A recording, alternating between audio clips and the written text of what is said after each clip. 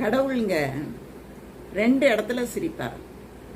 எப்பன்னா, நிலங்கள், சொத்துகள் எல்லாவற்றையும் எனக்கு உரிமையானது, இது எல்லாமே எனக்கு உரிமையானது என்று ஒருத்தன் பதிவு பண்ண போகிறான் பாருங்க. அந்த மாதிரி போகும்போது கடவுள் சிரிப்பாராம். அட பாவி, உனக்கான இடமே உனக்கு சொந்தம் இல்லை, நீ இந்த இடத்தையெல்லாம் உனக்கா சொந்தமாக்குகிறாய் அப்படின்னு சொல்லிட்டு சிரிப்பாராம்.